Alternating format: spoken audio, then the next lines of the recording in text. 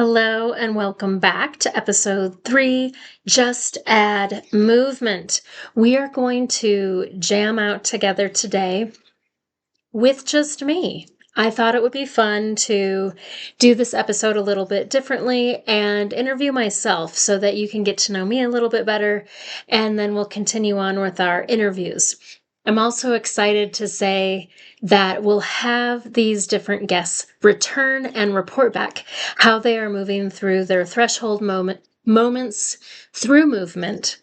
And so for today, I'm going to turn these 3 questions on myself and offer and share a perspective through this movement lens and invite you to consider what moments you're living through. So, without further ado, what do I know to be true about the body based on my body of work? So, just like with my guests, I wanted this to feel very organic. So I didn't prepare. And when we listen to people share, it's also an opportunity to connect with your own knowing. And so as I feel into this question, answer it for yourself as well. What do you know to be true about the body in this moment of your life?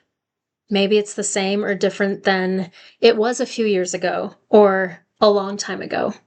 So for me, what I am really clear about is that I get to have a relationship with my body. And this is a relationship I've been fostering over decades. And it used to be a question I would ask folks I'd work with. Are you friends? Are you enemies? Are you strangers, acquaintances, longtime friends? And so I've really come to know that my body is a friend that I am continuing to get to know, and that relationship changes. My experience in my body has changed with every decade. Has it changed for you?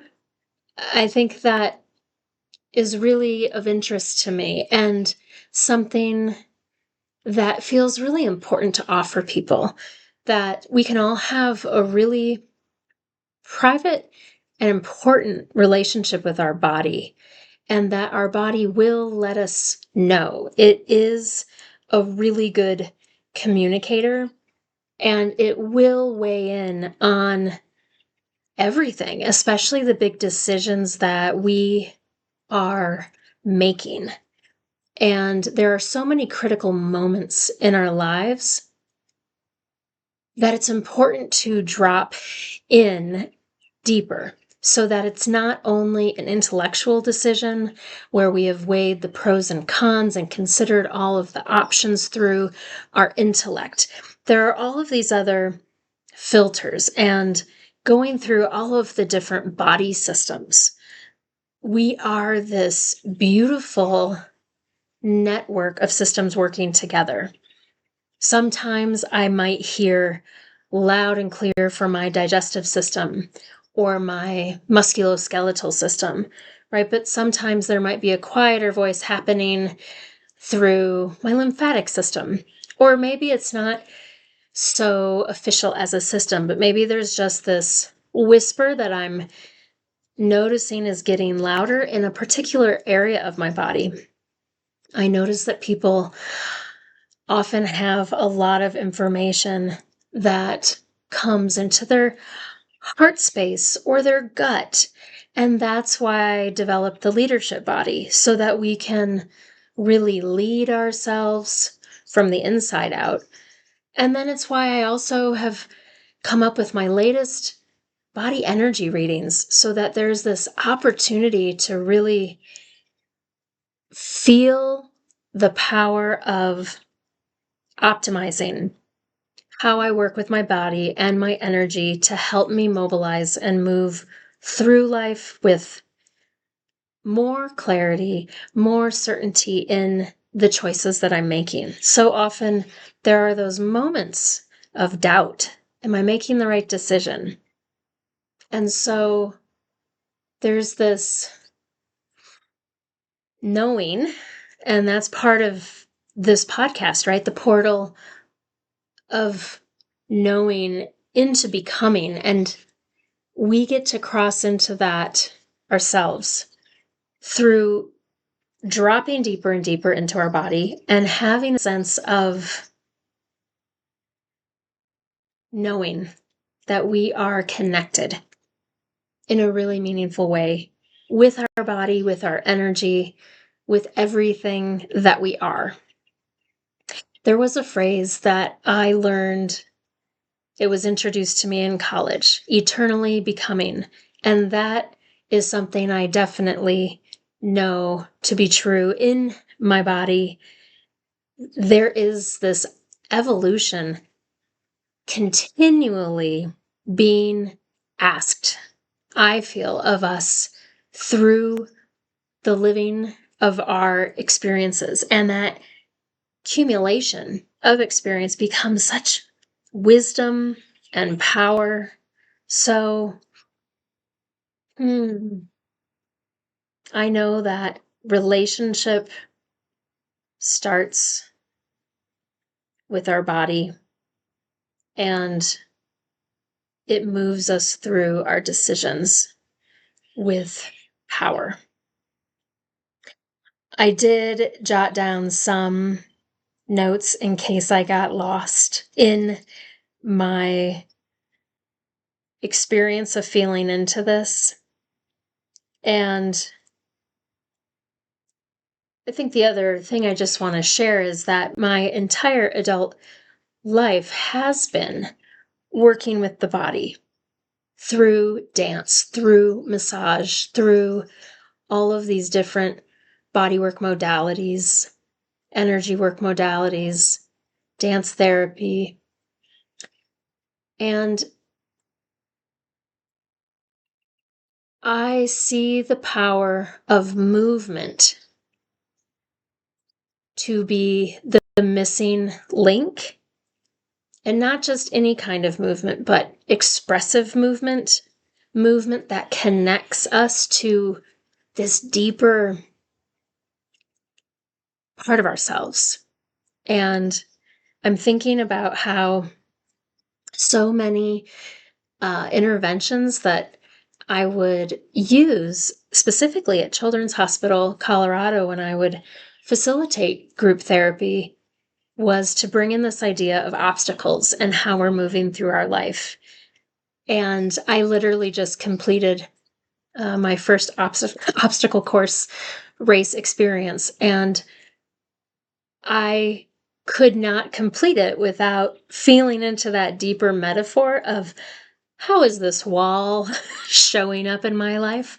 Or how is this mud pit or this big heavy bag that I'm carrying up a mountain? How is that representative of something that I may carry with me? And can I let it go? Or am I going to keep it with me?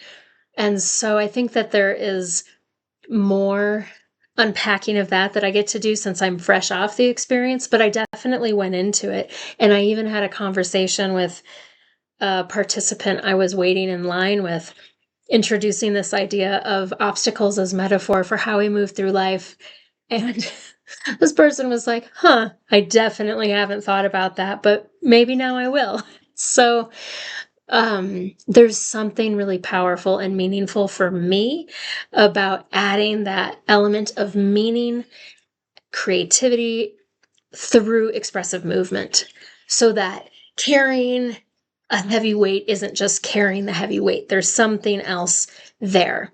And that's why I also love high performance coaching, because there is so much of that exploration of metaphor that for me as a movement and body-based practitioner, I love to always bring it in, to always come back to the energy of like, how is this energy influencing how you're moving through your life? So my hope is that some element of that share lands somewhere and inspires you to consider what you think about that, how you feel about that, what has been your experience with it.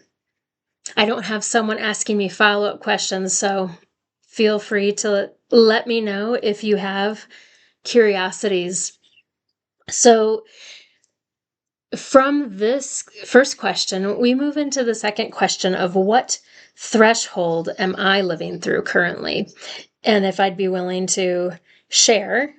And so, absolutely. I really have loved and appreciated my guests so far sharing so honestly the threshold moments that they're in. And I have noticed being in what feels like a prolonged threshold moment, it's been lasting quite a while. I can relate with changing spaces, shifting work, all of that. Within just a short period of time, I've moved homes, I've moved workspaces, and it's been really significant to leave a studio space that was co-created almost 12 years ago, and to have that kind of upheaval and letting go and change that continues to have a lot connected to that. That, right, there's this element of moving forward, but I believe the way that we move forward is connected to how we end, right? Endings, how we end something influences how we begin something. And in this evolutionary concept, if my business is evolving as I am evolving, then saying goodbye to these different chapters are important and they hold a lot of meaning. So, one way that I've supported myself through this season is to apply my own ways of working with others to myself. And that's what I've done always, right? We get to lead by example. And so I've been doing ongoing body energy readings with myself, studying my specific life cycle transition of my Chiron return, which happens around age 50. So that is a very significant threshold moment, life cycle shift. And every decade is this new opportunity, this new invitation of a chapter that can have a different theme. So, in diving into the Chiron return life cycle specifically, it's been really powerful because I've always loved the story of the wounded healer. Again, I was introduced to that particular mythology and archetypal energy in college, and it has stayed with me. And so here we are all these decades later, and there is this fun that I am having through adding human design into all of my somatic practices to help ground a lot of the nonverbal exploration into something a little more tangible, specifically the tangibility of a chart, of having a piece of paper to look at and reference. I really found through observing other creative arts therapists over the years, some of those other modalities like art therapy or music therapy have these tangible pieces of visual art or instruments, these things that can be held. And I found that to be sometimes missing in the dance therapy space because the moment of movement is fleeting, as you'll see shortly when we move together. And while that is transformational and powerful, and why my business is called Communitas Movement, this idea of the spirit of intimacy that happens when a group of people get together to undergo change and transformation, there is something so fleeting about it.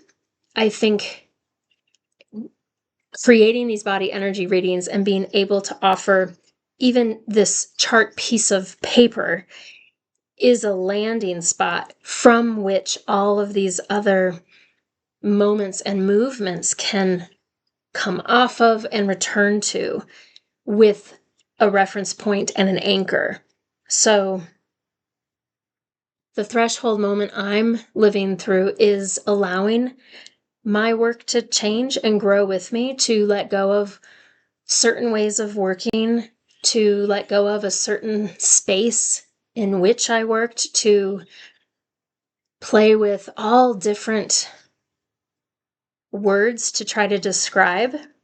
And this podcast is even an effort to do that, because working in nonverbal ways, it can be very hard to express in words what it is that is done when it's such a present moment practice of being with people, individually, group work, whatever it is. So the invitation is to eternally become, and that threshold moment is crossing this threshold of a life cycle, of a chapter. There's so much. It is a lot. And so again, I invite you to consider all of the different life cycle moments that you acknowledged or you blew past really quickly. Did you take moments to acknowledge if you graduated high school or college or beyond? I think there are so many moments that we speed through. And when we slow down and allow ourselves to catch up through feeling in the body and moving and expressing with the body, there is a sort of sequencing and a depth of understanding and acknowledging that can happen that allows that evolution to more fully move through the body. Sometimes, if you think about big moments in your life, did it feel like it was kind of anticlimactic, or did it feel like you're sort of on this precipice and then what? So honoring life cycles through creative expression, self-expression, through movement in particular, is so powerful and meaningful to me. And it's why I love to facilitate groups. It's why I love to do body energy readings. I love to slow things down so someone can really feel acknowledged and feel heard and witnessed in that moment.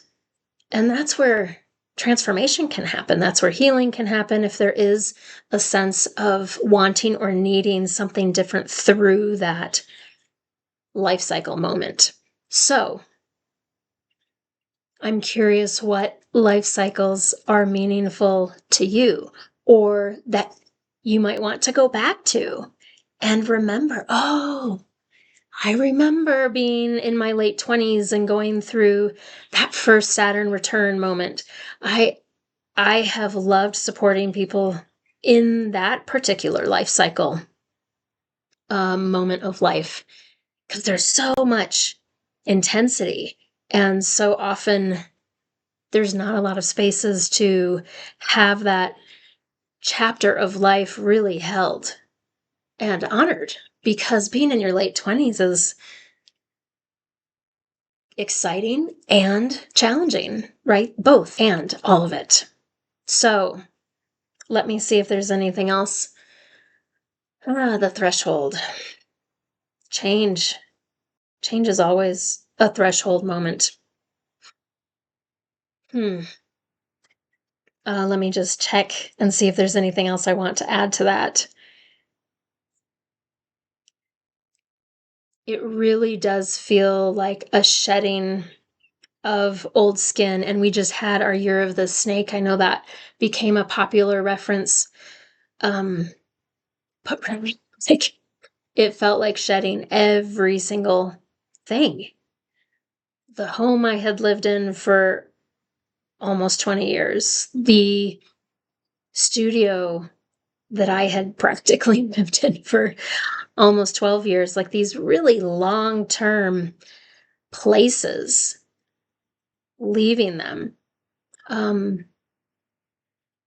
Yeah, and I just, again, want to honor and acknowledge, for those of you who have had that experience as well, to just pause and acknowledge that. You don't have to do anything huge, but just to go, oh, wow, yes, I lived a lot of places, or I only lived in one place. Like, all of it is meaningful. So, moving into our third and final segment, what does my body know right now to be true in this present moment? And that is an invitation for us to move. And the way that I'm going to do this, it's evolved because of some of the tech nuances. This is an invitation for you to put on some music you might like, so that I'm not deciding what everyone gets to listen to. And I am going to kind of quickly move us through my favorite movement cycle, or a movement arc, as a dance therapist. And so, coming to this Chasian arc, we're going to start by just warming up. So I'm going to talk you through it. You can put on music in the background, and I'd love for you to participate with me. My movement's going to be a little limited just because of wanting to stay within this frame. But warming up can look like a lot of different things. So I'm going to invite you to offer yourself a warm-up movement. So that could be a breath, that could be a stretch. For me, you see I'm kind of rocking side to side and swaying.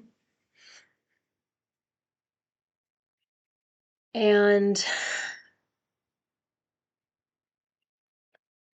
acknowledging any areas that might feel tensed, and bringing some kindness in your attention. So maybe a focused movement that stretches it, a breath that is focused on it, because we want to warm up not only the physical body, but we also want to warm up this idea of being expressive and in motion and being creative.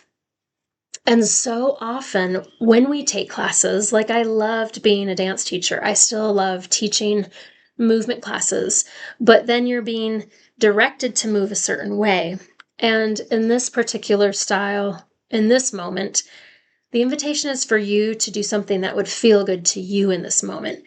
And that pressure might feel like a lot, but honestly, that's the practice, is to be able to listen to that kind of internal idea, that internal impulse toward movement. And it's like allowing for spontaneous action. So from here, we're moving very quickly through the cycle, through the arc. So we're going from warm up into theme development. And so for our theme development, the idea is present moment expression. What does my body know in this moment? And so I don't have an answer prepared for this, right? So I'm rolling my warm up into this theme development just to see what comes up. And I notice achiness in my back. Well, that makes sense. I just used my body quite physically to move through this race. And so I also reference the obstacles. So maybe for me, I'm going to spend some time being with what feels true, and my body contracts and tightens in a certain area. And it's in response to having put forth a lot of effort.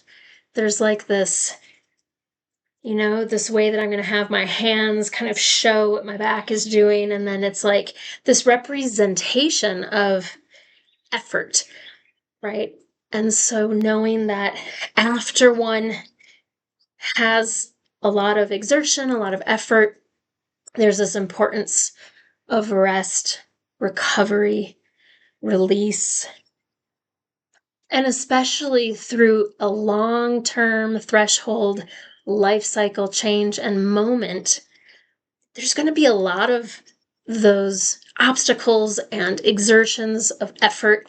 So there gets to be also an equal and opposite recovery, rest mode in reaction to that. So that's what I'm uncovering in what I know to be true in this moment.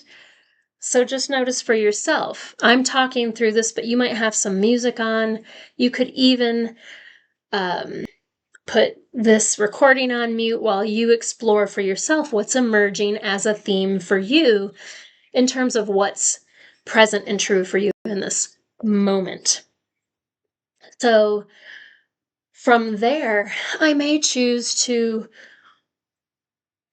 take more of this movement and add on it or go deeper into it. But it's like forming this kind of bridge and way of processing forward and through.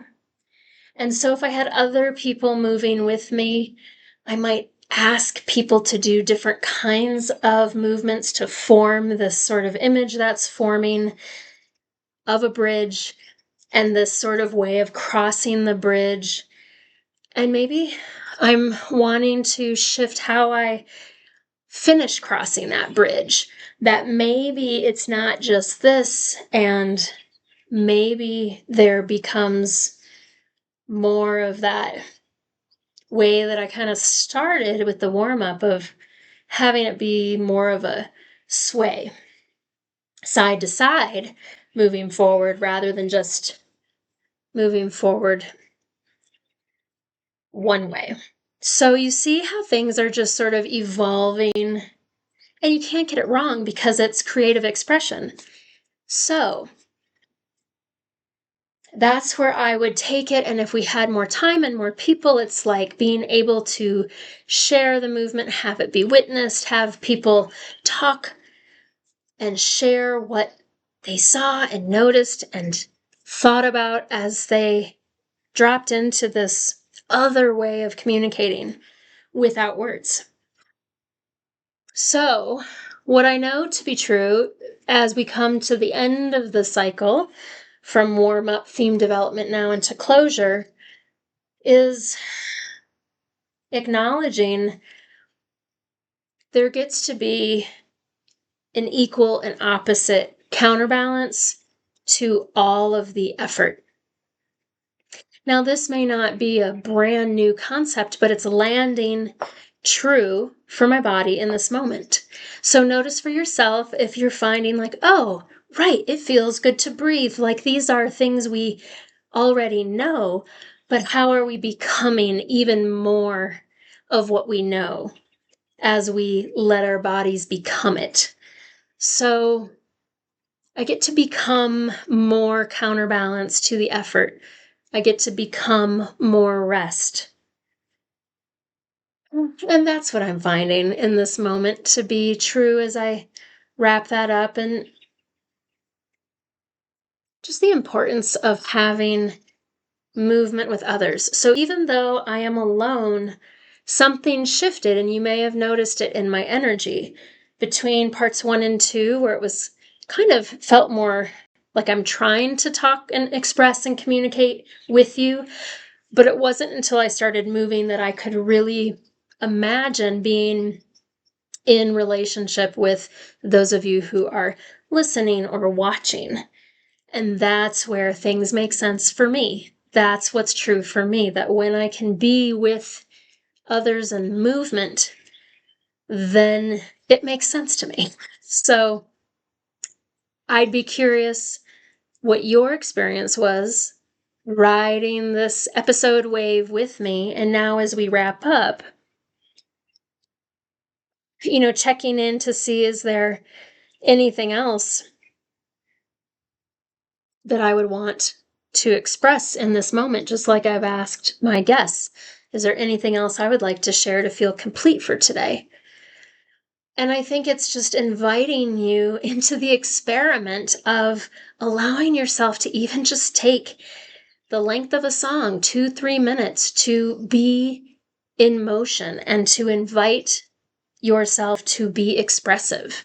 That movement can be pedestrian and walking can feel good and walking outside is amazing. What if that movement takes on some additional meaning to you? What else can then that help you to relieve and express so that it's not just inside, it gets to come out as well? So finding moments of movement and expression is my invitation and final word. So I thank you for being with me. Thank you for jamming out. Thank you for adding movement today into your moment. I'm going to keep probably messing up those words, moment and movement, but I love what that's inviting all of us to do, to have a moment of movement and to allow our movement to create a moment. So much love and movement. I look forward to seeing you next week.